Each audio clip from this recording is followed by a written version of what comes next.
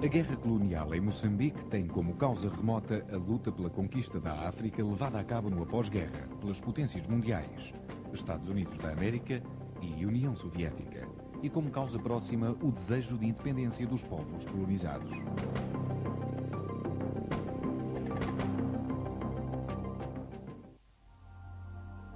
Em traços gerais, a guerra em Moçambique pode resumir-se a 4 períodos bem definidos.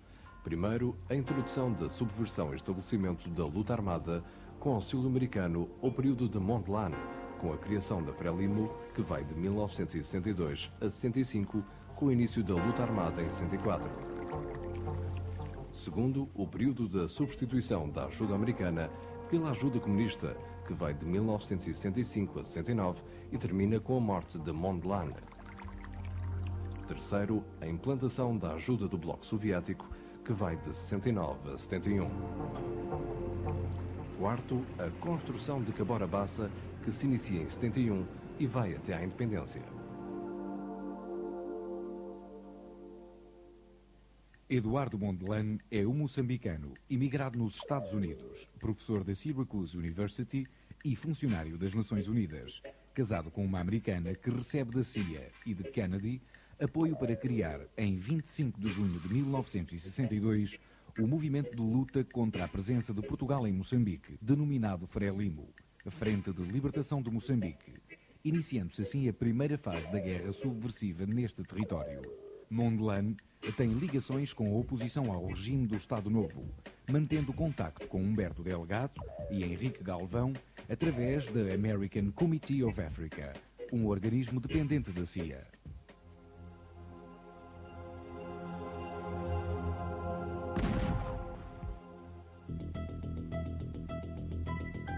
Os incidentes sangrentos em Moçambique começaram com a morte de um padre da missão de Nagololo, em Cabo Delgado, mas os responsáveis são terroristas da União Nacional Africana, cuja sigla em inglês era MANU e não guerrilheiros da Frelimo. O início da luta em Moçambique é, para a Frelimo, o dia 25 de setembro de 1964, com o ataque ao posto administrativo do Chai, na área dos Macondes, seguido do assalto ao quartel de Moeda. Contra o colonialismo português, a conquista da independência total e completa de Moçambique. A guerrilha da Frelimo ultrapassa as expectativas de Mondlane e espalha-se por 3 zonas: Distrito de Cabo Delgado, Niassa e Tete.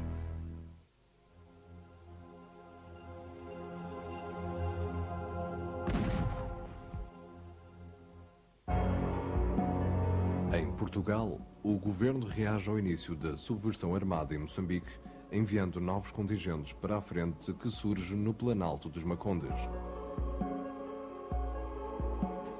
A população civil em Portugal, apesar de precariamente informada acerca da situação geral da guerra nas colónias, e particularmente em Moçambique, já não se manifesta em apoio à defesa da presença de Portugal em África, como acontecera com o início da subversão em Angola. Em vez de manifestações de júbilo e aprovação, surgem em público as manifestações de pesar, o luto, o choro dos que vêm partir para a guerra do ultramar, os seus filhos, maridos e familiares. Até ao estabelecimento da guerrilha armada em Moçambique, em 25 de setembro de 1964, o número de mortos em Angola, publicado parcelarmente em jornais diários portugueses pelas entidades oficiais, era de cerca de 800 homens, e um número de feridos e estorpeados que certamente atingia os milhares. O número de baixas em Moçambique, apesar de serem recentes os combates no norte, atingia já cerca de 120 mortos e cerca de 1 milhar de feridos.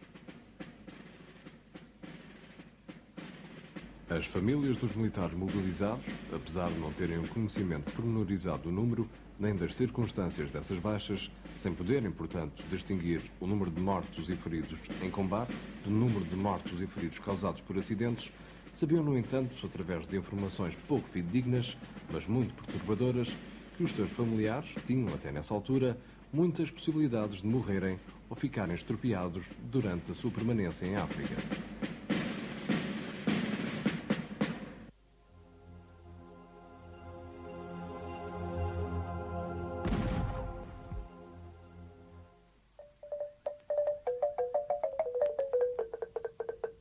A subversão inicia-se no Planalto dos Macondes, em 1964.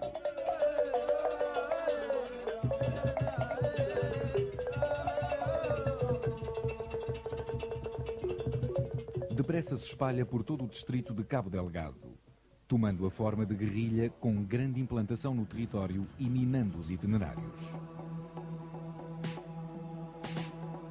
De tal forma que os aquartelamentos entre 1964 e 1969 estavam praticamente isolados.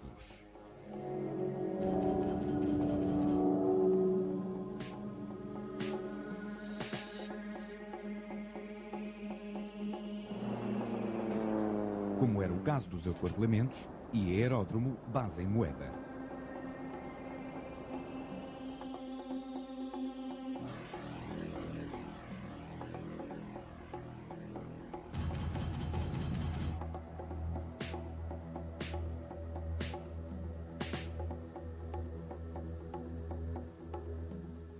As colunas que saíam eram constantemente atacadas, necessitando de grande apoio da aviação para poderem fazer frente às flagelações e emboscadas em quase todo o distrito.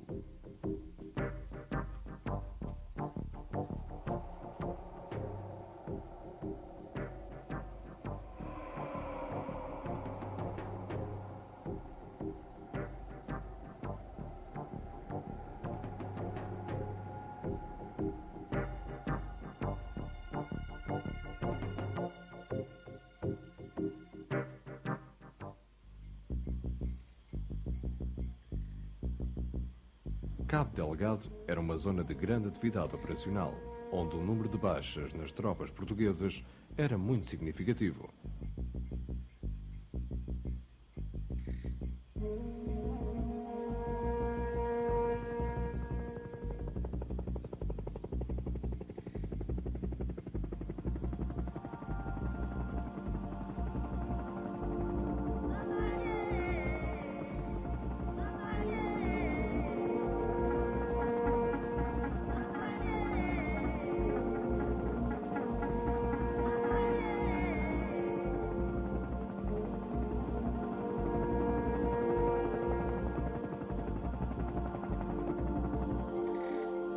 Se tivermos presente que durante a Guerra Colonial, nas três frentes, Guiné, Angola e Moçambique, houve um total de 8.290 mortos e 26.233 feridos e estropiados, podemos ter uma ideia dos dramas familiares, dos problemas dos deficientes, de toda uma enorme massa de jovens entre os 18 e os 30 anos, não contando com os oficiais de idade mais avançada, que ficaram em 1974 com o estatuto de deficientes das Forças Armadas, mas que ainda hoje, uma parte apreciável deles, mantém ainda em contencioso alguns assuntos que não foram resolvidos.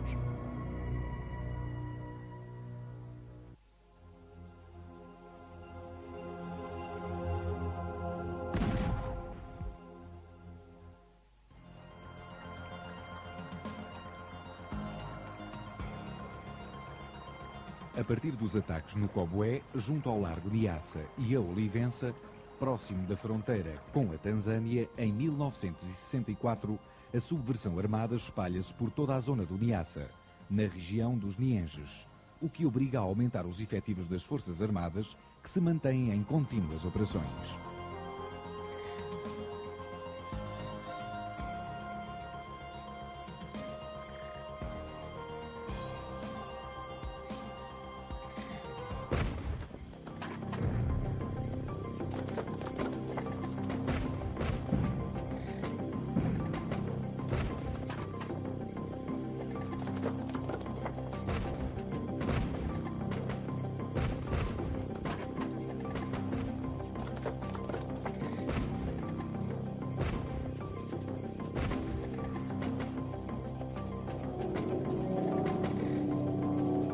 As companhias e comandos começam a atuar regularmente com pessoal voluntário oriundo da metrópole e de Moçambique. São tropas com elevado nível técnico e psicológico na sua preparação, que estavam perfeitamente adaptadas à luta de contra-subversão e que tiveram os melhores resultados na sua ação operacional.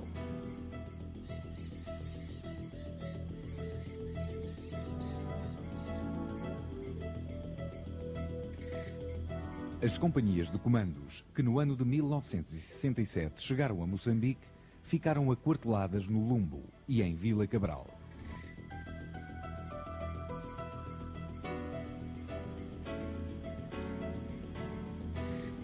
Essa preparação e esses resultados operacionais eram tão importantes que o Comando-Chefe de Moçambique decidiu criar uma escola de comandos em Montepuez, utilizando voluntários de todas as unidades, tanto com pessoal oriundo da metrópole como moçambicano.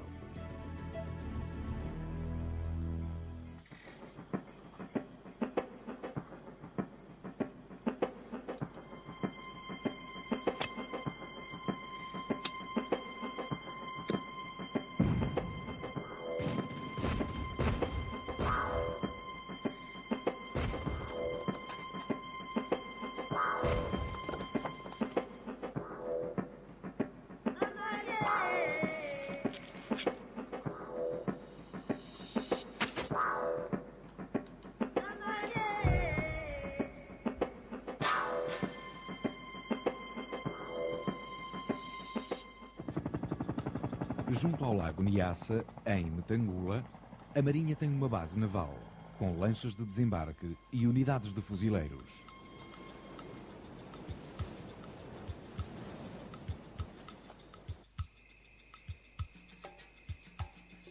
Na sua globalidade, até 1964, as tropas da metrópole iam chegando para rendições e até mesmo para reforço.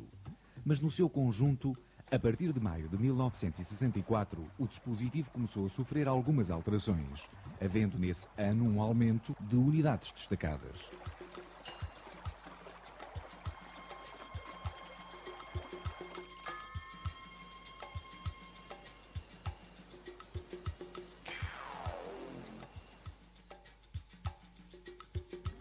Em Vila Cabral, para além das Forças Armadas, atuavam com grandes resultados milícias dirigidas pelo Comandante Roxo, que utilizavam ex-terroristas e que conseguiam resultados extraordinários e apreensão de material e prisioneiros.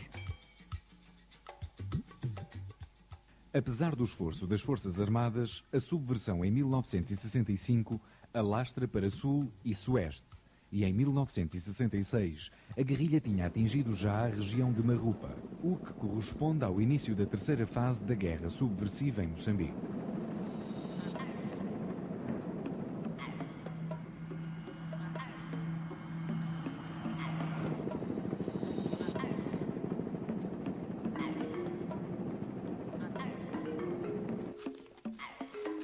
Os dispositivos militares portugueses reorganizam a sua estratégia ofensiva, desencadeando ações contínuas para fazer frente às novas posições que os guerrilheiros da Frelimo ocupavam no terreno.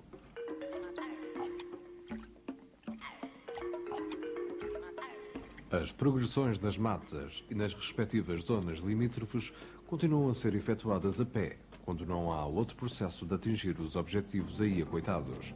Mas sempre que possível, as unidades especiais são transportadas para junto do objetivo.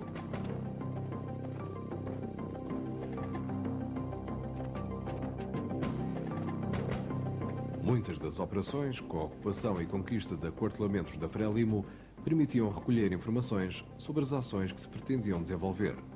Estas ações foram possíveis em grande escala, com o aumento qualitativo e quantitativo dos dispositivos.